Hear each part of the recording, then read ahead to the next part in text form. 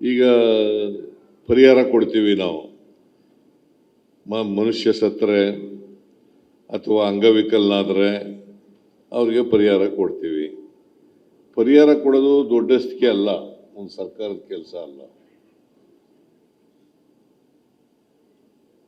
ಈ ಸಂಘರ್ಷಣೆ ಆಗಬಾರದು, ಆ ರೀತಿ ತಡೆ ಹಿಡಿತಕ್ಕಂಥ ನಿಲ್ಲಿಸ್ತಕ್ಕಂಥ ಪ್ರಯತ್ನವನ್ನು ಮಾಡಬೇಕು. ಅದಕ್ಕೆ ನಾನು ಈಶ್ವರ್ ಖಂಡ್ರೆ ಅವರಿಗೆ ಹೇಳಿದ್ದೀನಿ, ಅರಣ್ಯ ಸಚಿವರು ಅವರು ಆಸಕ್ತಿ ತಗೊಂಡು ಮಾಡ್ತಾರೆ, ಬಟ್ ಇನ್ನೂ ಹೆಚ್ಚು ಕೆಲಸ ಮಾಡಬೇಕು ಅಂತೇಳಿ ನನಗನ್ಸುತ್ತೆ. ಮಾಡ್ತೀರಿ. ಒಂದು ಅರಣ್ಯ ರಕ್ಷಣೆ ಮಾಡ್ತಕ್ಕಂಥದ್ದು ಮತ್ತು ಅಭಿವೃದ್ಧಿ ಪಡಿಸ್ತಕ್ಕಂಥದ್ದು. ಎರಡನೇದು ವನ್ಯ ಪ್ರಾಣಿಗಳನ್ನು ಸಂರಕ್ಷಣೆ ಮಾಡ್ತಕ್ಕಂಥದ್ದು, ಅವುಗಳ ಸಂತಾನವನ್ನು ಹೆಚ್ಚು ಮಾಡ್ತಕ್ಕಂಥದ್ದು, ಅವರ ಜಾಸ್ತಿ ಮಾಡ್ತಕ್ಕಂಥ ಕೆಲಸವನ್ನು ಮಾಡಬೇಕು. ಮತ್ತು ಮಾನವ, ಈಗ ನಾವು ಘೋಷವಾಕ್ಯ ಹೇಳಿದ್ದೀವಿ ಏನಂತ, ಮಾನವ ವನ್ಯಜೀವಿಗಳು ಸಹಬಾಳ್ವೆಯಿಂದ ಇರಬೇಕು.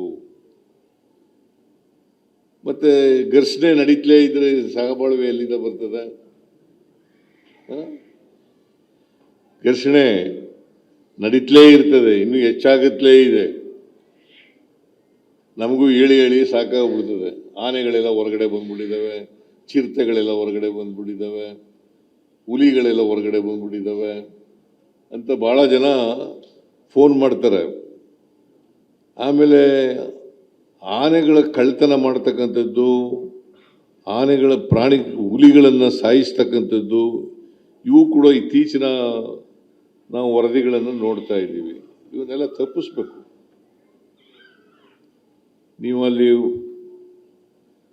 ಫಾರೆಸ್ಟ್ ಆಫೀಸರ್ಗಳು, ಅಲ್ಲಿ ಫಾರೆಸ್ಟ್ಗಳಲ್ಲಿ ಕೆಲಸ ಮಾಡ್ತಕ್ಕಂಥವ್ರು ಸ್ವಲ್ಪ ಜವಾಬ್ದಾರಿಯಿಂದ ಕೆಲಸ ಮಾಡಿದ್ರೆ ಇಂಥವೆಲ್ಲ ತಪ್ಪಿಸ್ಲಿಕ್ಕೆ ಸಾಧ್ಯ ಆಗ್ತದೆ. ಈಗ ಮಹದೇಶ್ವರ ಬೆಟ್ಟದಲ್ಲಿ ಇತ್ತೀಚೆಗೆ ಹುಲಿ ಸತ್ತೋಗಿದೆ. ಆಮೇಲೆ 2 ಹುಲಿಗಳ 6 ಸತ್ತಿದ್ದಾವೆ, 6 ಸತ್ತೋಗಿದ್ದಾವೆ. ನೋಡಿ ಯಾಕೆ ಸತ್ತೋದು? ಕಾರಣ ಏನಪ್ಪ ಅಂತಂದ್ರೆ, ಹಸು ಕುಂದಾಕ್ಬಿಟ್ಟಿತ್ತು, ಅದಕ್ಕೆ ದ್ವೇಷದಿಂದ ವಿಷ ಹಾಕ್ಬಿಟ್ಟು ಸಾಯಿಸ್ಬಿಟ್ರು. ಇಂಥವೆಲ್ಲ ನಡೀಬಾರ್ದು. ಹಸು ಸಾಯಿಸ್ಬಿಟ್ಟಿತ್ತಂತೆ ಹುಲಿ, ಅದಕ್ಕೆ ದ್ವೇಷದಿಂದ ವಿಷ ಹಾಕ್ಬಿಟ್ಟು ಸಾಯಿಸ್ಬಿಡೋದು. ಸೊ ಇಂಥವೆಲ್ಲ ಆಗಬಾರ್ದು. ಇಂಥವೆಲ್ಲ ತಪ್ಪಿಸ್ತಕ್ಕಂಥ ಕೆಲಸವನ್ನು ಮಾಡಬೇಕು.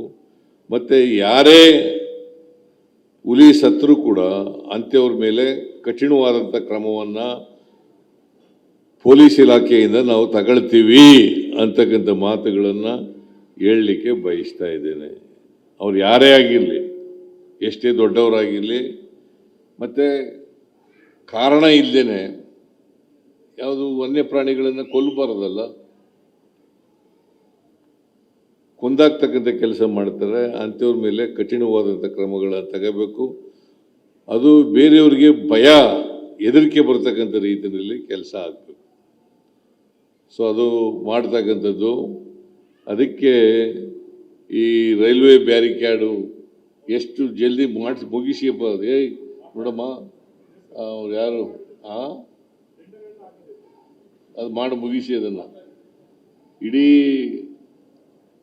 ಇದಕ್ಕೆ ಫಾರೆಸ್ಟಿಗೆ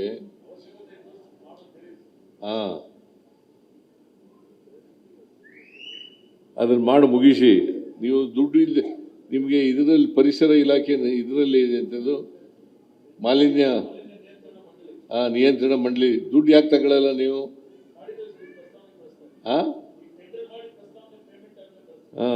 ಮಾಡಿ ಅದನ್ನು ಮಾಡಿ ನಿಲ್ಲಿಸಿ. ಇದು ಆಗದೆ ಹೋದರೆ ನೋಡಿ, ನಮ್ಮಲ್ಲಿ ಈ ಎಷ್ಟು 40,678.23 ಚದರ ಕಿಲೋಮೀಟರ್ ಅರಣ್ಯ ಪ್ರದೇಶ ಇದೆ. ಅದರಲ್ಲಿ 11,476.68 ಚದರ ಕಿಲೋಮೀಟರ್ ಸುರಕ್ಷಿತ ಪ್ರದೇಶ ಇದೆ. ಸುರಕ್ಷಿತ ಪ್ರದೇಶ ಇದೆ. ಬರೀ ಸುರಕ್ಷಿತ ಪ್ರದೇಶ ಇದೆ, ನಮಗೆ ಇದು ಇಷ್ಟು ಹೇಳ್ಕೊಂಡ್ರೆ ಪ್ರಯೋಜನ ಆಗೋದಿಲ್ಲ. ಪ್ರಾಣಿಗಳು ಸುರಕ್ಷಿತವಾಗಿರಬೇಕು, ಕಾಡು ಅಭಿವೃದ್ಧಿ ಆಗಬೇಕು. ಆ ದಿಕ್ಕಿನಲ್ಲಿ ಹೆಚ್ಚು ಪ್ರಯತ್ನಗಳನ್ನು ಮಾಡಬೇಕು. ಫಾರೆಸ್ಟ್ನವರು ಈಗ ನಿಮಗೆಲ್ಲ ಪದಕ ಯಾಕೆ ಕೊಡ್ತೀವಿ ಅಂತಂದರೆ ನೀವೆಲ್ಲ ಇವರೆಲ್ಲ ರಕ್ಷಣೆ ಮಾಡ್ತೀರಿ ಅನ್ನೋ ಕಾರಣಕ್ಕೋಸ್ಕರ ಬೇರೆಯವರು ಕೂಡ ಪದಕಗಳನ್ನು ಪಡ್ಕೊಳ್ತಕ್ಕಂಥ ಪ್ರಯತ್ನವನ್ನು ಮಾಡಬೇಕು. ಒಟ್ಟಾರೆಯಾಗಿ ಅರಣ್ಯ ಪ್ರದೇಶದ ಅಭಿವೃದ್ಧಿ ಮಾಡ್ತಕ್ಕಂಥ ವನ್ಯಜೀವಿಗಳನ್ನು ಸಂರಕ್ಷಣೆ ಮಾಡ್ತಕ್ಕಂಥ ಕೆಲಸ ಮಾಡಲಿ ಅಂತ ಅರಣ್ಯ ಇಲಾಖೆಯವರು ಈ ಕಡೆ ಹೆಚ್ಚು ಗಮನ ಕೊಡಬೇಕು ಅಂತಕ್ಕಂಥ ಮಾತುಗಳನ್ನು ಹೇಳ್ತಾ, ನಿಮಗೆಲ್ಲ ಇವತ್ತು ಯಾರ್ಯಾರು ಪದಕ ಪಡ್ಕೊಂಡಿದ್ರಿ ಮತ್ತೊಮ್ಮೆ ನಿಮಗೆ ಅಭಿನಂದನೆಗಳನ್ನು ಸಲ್ಲಿಸಿ, ನಿಮ್ಮ ಕುಟುಂಬದವರು ಬಂದಿರಬೇಕು ಇಲ್ಲಿ ಏನೋ ಕಾಣಿಸುತ್ತೆ. ಕುಟುಂಬದವರು ಬಂದಿದ್ದಾರೆ ಅಂತ ಅನಿಸುತ್ತೆ. ಇವ್ರಿಗೆಲ್ಲ ನಾವು ಸನ್ಮಾನ ಮಾಡಿ ಮುಖ್ಯಮಂತ್ರಿಗಳ ಪದಕ ಹೇಗೆ ಪೊಲೀಸ್ನವರಿಗೆ ಮುಖ್ಯಮಂತ್ರಿಗಳ ಪದಕ ಕೊಡ್ತೀವಿ, ಹಾಗೆಯೇ ನಿಮಗೂ ಪೊಲೀಸ್ ಮುಖ್ಯಮಂತ್ರಿಗಳ ಪದಕ ಅಂತೇಳಿ ಕೊಡ್ತಾ ಇರ್ತಕ್ಕಂಥದ್ದು. ಇದ್ರ ಉದ್ದೇಶ ನೀವು ನಿಮ್ಮ ಕರ್ತವ್ಯ ನಿಷ್ಠೆಯನ್ನು ತೋರಿಸ್ಬೇಕು ಅಂತಕ್ಕಂಥ ಕಾರಣಕ್ಕೋಸ್ಕರವಾಗಿ ಈ ಕೆಲಸವನ್ನು ಸರ್ಕಾರ ಮಾಡ್ತಾ ಇದೆ. ಆಮೇಲೆ ಇದು ಭಾಳ ವರ್ಷಗಳಿಂದ ನಡ್ಕೊ ಬಂದಿರತಕ್ಕಂಥದ್ದು ಇದು. ಮತ್ತು ಇದೇ ಸಂದರ್ಭದಲ್ಲಿ ಪರಿಸರ ರಕ್ಷಣೆ ಮಾಡ್ತಕ್ಕಂಥ ಮಕ್ಕಳಿಗೆಲ್ಲ ಅವರಿಗೆಲ್ಲ ಸ್ಪರ್ಧೆಗಳನ್ನು ಏರ್ಪಾಡು ಮಾಡಿದ್ರಿ. ಆ ಸ್ಪರ್ಧೆನಲ್ಲಿ ವಿಜೇತರಾದವರಿಗೆ ಬಹುಮಾನನೂ ಕೂಡ ಕೊಟ್ಟಿದ್ದೀವಿ. ಇದು ಇದೇ ರೀತಿ ಮುಂದುವರ್ಕೊಂಡು ಹೋಗ್ತಕ್ಕಂಥ, ಯಾಕೆ ಎಲ್ಲರಿಗಿಂತ ಹೆಚ್ಚಾಗಿ ಜಾಗೃತಿ ಬರಬೇಕು, ಜನರಲ್ಲಿ ಜಾಗೃತಿ ಬರಬೇಕು, ಯುವಕರಲ್ಲಿ ಜಾಗೃತಿ ಬರಬೇಕು, ಮತ್ತು ಮಕ್ಕಳಲ್ಲಿ ಜಾಗೃತಿ